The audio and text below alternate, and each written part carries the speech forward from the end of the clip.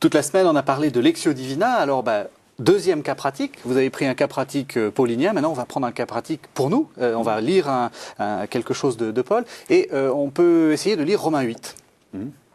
La fin, surtout. Voilà. Oui.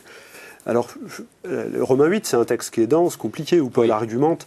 Et donc, on peut comparer la lecture à l'affranchissement d'un col. Il y a des passages ardus, puis il y a tout d'un coup des vallées, des promontoires, des belvédères qui font voir de belles plages. Ça, je crois que c'est quelque chose qu'il faut retenir de Paul. C'est qu'il ne faut pas se laisser décourager par la difficulté des ascensions. On est toujours récompensé. Oui, on peut prendre la comparaison de la marche. La lecture, ça se fait page après page, et pas après pas. Et dans le désert, c'est quand on s'arrête de marcher qu'on meurt. Et pour avoir la vie, il faut tourner les pages, page après page, puis on y reviendra, ça ne me parle pas, je ne comprends pas, qu'est-ce qu'il veut dire, tournons la page. Et puis de temps en temps, il y a des espèces de lumière plus accessibles. Et la fin du chapitre 8, à partir du verset 31, dans la lettre aux Romains, c'est quand même un morceau absolument superbe, il n'y a pas besoin de contexte. Que dire de plus? Si Dieu est pour nous, qui sera contre nous? Voilà, conviction, et ça je crois que c'est le sens littéral de ce paragraphe, conviction, Dieu est pour nous. Pas forcément avec nous, parce que c'est difficile d'éprouver la présence de Dieu, mais il est de notre côté. Voilà, ce n'est pas un ennemi, Dieu est pour nous. Quelles que soient les difficultés, les circonstances de notre existence, Dieu est pour nous. Voilà ce que Paul veut nous dire dans ce poème, pratiquement, qui vient conclure son chapitre 8 de la lettre aux Romains, qui est sur le don de l'Esprit Saint. Est-ce qu'il peut y avoir un sens christologique? Oui, le verset d'après.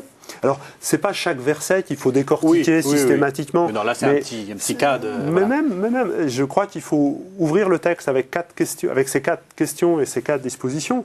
Et alors, si Dieu est pour nous, qui sera contre nous? Lui qui n'a pas épargné son propre Fils, mais l'a livré pour nous.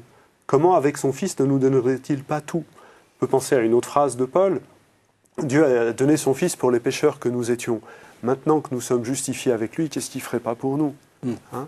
Et donc voilà, regardez le Christ. Et Paul caractérise son propre discours comme étant le langage de la croix, c'est-à-dire le langage qui parle comme la croix, qui nous met au pied de la croix. Et là, c'est un magnifique exemple.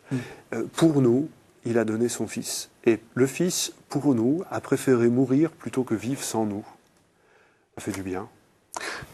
Et alors, justement, quel est le sens pour moi maintenant? Une fois que je... Est-ce que le danger, c'est pas de se dire Dieu est avec moi, je peux tout. Ceux qui ne sont pas avec Dieu, on a le droit de les écraser, Le verset d'après, qui accusera les élus? Dieu nous justifie. La conclusion de Paul, c'est de se dire qu'on ne sera pas écrasé par les ennemis, parce que nous sommes à notre juste place. Il a justifié notre vie. Il a rendu raison à notre vie. C'est lui qui justifie notre droit d'exister, et rien d'autre ne nous empêchera d'avoir ce droit d'exister. Il poursuit un tout petit peu plus loin. Ni la mort, ni la vie, ni les dominations, rien ne nous séparera de l'amour du Christ. Et je crois que cette conviction de foi donne à notre existence sa justification, sa raison d'être, et c'est une liberté absolument extraordinaire, du coup, pour agir, et de se dire que l'autre, mon prochain, il est parfois un peu pénible, mais lui aussi, il trouve dans la gratuité du don de Dieu la justification de sa vie. C'est ça la source de la réconciliation, c'est ça la source de l'exigence du pardon, c'est un tout autre regard sur la vie, c'est une vraie conversion que Paul demande. C'est la dernière émission. Est-ce que c'est pour ça que... Donc je me permets une question personnelle. C'est pour ça que vous aimez Paul? Entre autres, oui. Oui, c'est vraiment l'apôtre, le chant de la gratuité du don de la vie. Et pour moi, c'est vraiment celui qui m'a ouvert toute l'Écriture en me conduisant au pied de la croix.